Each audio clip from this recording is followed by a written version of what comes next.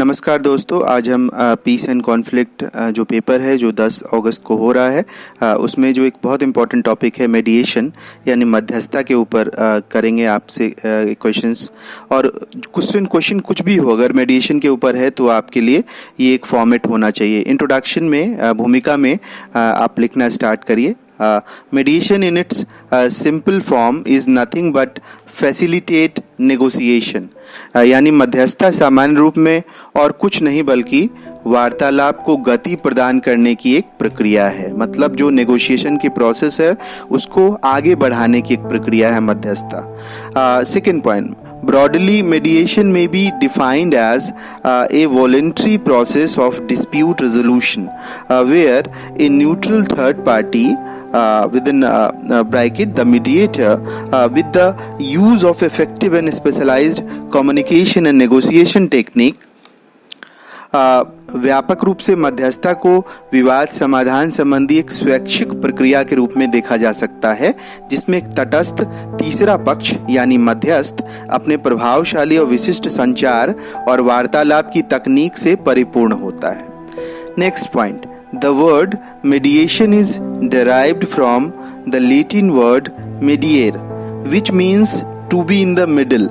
जो मेडिएशन की शब्दावली है उसकी उत्पत्ति लैटिन शब्द मेडिएर से हुई है, MEDIARE, मेडिएर से हुई है, जिसका अर्थ होता है मध्य या बीच में रहना। आप ये पिक्चर में देख सकते हैं A और B दो पार्टी है, दो पक्ष है, उसके बीच में X जो है वह मीडिएटर या मध्यस्थ की भूमिका में है, उपस्थित है। Hence, mediation is therefore a process aimed at finding a middle path in the dispute between the parties। इस प्रकार मध्यस्थता दो पक्षों के बीच किसी विवाद को सुलझाने एवं मध्यम मार्ग तलाशने का एक तरीका है। देन नेक्स्ट पॉइंट इज हमें मेडिएशन के प्रोसेस को देखना चाहिए कि जब मध्यस्थता की प्रक्रिया होती है तो उसके अलग अलग प्रोसेस क्या है। तो उसके अंतर्गत आप देखिए कि जो प्रोसेस है वो 1 2 3 4 5 डिफरेंट स्टेप्स हैं उसके अंदर। पहला है इंट्रोडक्शन, और इंट्रोडक्शन को ओपनिंग स्टेटमेंट के नाम से भी जानते हैं, यानी प्रस्तावना या आरंभिक घोषणा। कुल 4 स्टेप हैं। पहला इंट्रोडक्शन या ओपनिंग स्टेटमेंट, दूसरा जो स्टेप है वो है ज्वाइंट सेशन का, जिसे संयुक्त सत्र कहते हैं। तीसरा जो चरण है वो कैकस है, जो इंडिविजुअल लेवल पर व्यक्तिगत स्तर पर जो सत्र होता है वह है कैकस को गुट कहते हैं हिंदी में। और चौथा जो है वो है सेटलमेंट यानी समझौता। हम स्टार्ट करते हैं बारी बारी से पहले प्रोसेस से। पहला प्रोसेस जो है इंट्रोडक्शन या प्रस्तावना कहलाता है। ये the मेडिएशन process start with an opening statement wherein the mediator brief the parties about the purpose, benefits of mediation and the role of the mediator। अर्थात मध्यस्थता प्रक्रिया एक आरंभिक घोषणा से शुरू होती है, जिसमें मध्यस्थ दोनों पक्षों को इस प्रक्रिया के उद्देश्यों व लाभ और मध्यस्थ की भूमिका के बारे में बताता है। मतलब एक स्टार्ट ही होता है क्या चीज़ से, एक ओपनिंग स्टेटमेंट से होती है, और जहाँ पे कि मीडिएटर जो मध्यस्थ होता है वो दोनों पार्टी को ये जो वार्तालाप हो रही है उसके पर्पस के बारे में, उसके उद्देश्य के बारे में, उसके लाभ के बारे में, और वो जो व्यक्ति खुद उसको इनिशिएट कर रहा है यानी जो मीडिएटर है उसकी खुद की भूमिका के बारे में बताता है उसको। सेकेंड इज ऑब्जेक्टिव क्या है इस इंट्रोडक्टरी मतलब चरण का, पहले चरण का। तो इसका ऑब्जेक्टिव है to develop credibility and trust relationship with the parties and the bonding between the mediator and the parties. इसका उद्देश्य मध्यस्थ तथा दलों के बीच विश्वसनीयता, विश्वास, आपसी संबंध को मजबूत बनाना है। सेकेंड जो चरण है वो ज्वाइंट सेशन का चरण है, जिसको संयुक्त सत्र कहते हैं। The next stage in the मेडिएशन process is joint session when the mediator jointly and simultaneously interact with both parties. मध्यस्थता का अगला चरण संयुक्त सत्र कहलाता है। इसमें मध्यस्थ दोनों पक्षों से एक साथ ही साथ निरंतर जो है वो बैठक करता है। मतलब वो जो है जो दोनों पक्ष है उसके साथ साथ में बैठ के बात करता है और कई प्रोसेस होते, कई स्टेजेस में होती है और निरंतर होता है वो। Second point, parties are given sufficient time to describe the dispute from their respective angle, और दोनों ही पक्षों को पर्याप्त समय दिया जाता है ताकि वह अपने नज़रिए से, अपने समझ से विवाद को वर्णित कर सके, उसके बारे में बता सके। थर्ड पॉइंट है, the joint session facilitated a free and open dialogue facilitated by the mediator. संयुक्त सत्र में मध्यस्थ द्वारा एक स्वतंत्र और खुले वार्ता या बातचीत का मार्ग प्रशस्त किया जाता है। तो यह पहला opening statement and second one was joint session, संयुक्त सत्र। जो तीसरा चरण है उसको केकस कहते हैं। The next stage in the mediation process is the केकस. केकस is a private meeting which is conducted by the mediator, which each party separately during the course of mediation. अगला चरण केकस कहलाता है मध्यस्थता का, केकस को गुट कहते हैं, और इसके अंतर्गत मध्यस्थ जो है वो प्रत्येक पक्ष के साथ मध्यस्थता की प्रक्रिया में अलग अलग बैठक करता है। देखिए ये अंतर है, you have to make a difference between this last two. Joint session में क्या है कि वो दोनों पक्षों के साथ एक साथ बिठा के बात करता है, बट इन केकस वो सेपरेटली मीटिंग करता है। Second point is, one of the main purpose of caucus is gathering further information which one party may not want to disclose in presence of the other party. केकस का प्रमुख उद्देश्य ऐसी सूचनाओं का संग्रहण है जिसे एक पक्ष दूसरे पक्ष की उपस्थिति में साझा नहीं करना चाहता। लास्ट वन इज सेटलमेंट यानी समझौता। The final stage of the mediation process involves the mediator working with the parties to get ultimate solution.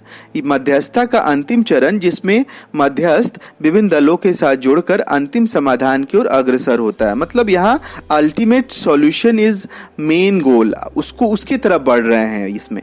Second point is, the mediator also assist the parties to draft the final settlement agreement. मध्यस्थ दोनों पक्ष को अंतिम समाधान समझौते के मसौदे तैयार करने में मदद करता है। जो फाइनल सेटलमेंट एग्रीमेंट होगा उसके लिए भी ड्राफ्ट तैयार करने में मीडिएटर मदद करता है।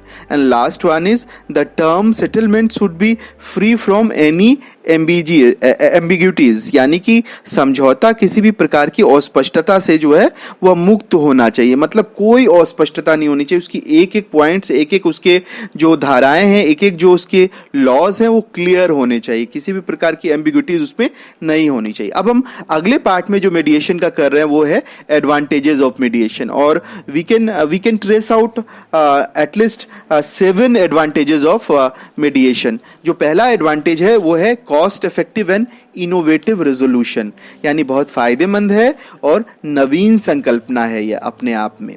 Second one is creative solution, मतलब सृजनात्मक समाधान की तरफ बढ़ने की कोशिश की जाती है through the process of mediation. Means in the process of mediation both parties and mediators are trying to achieve creative solution.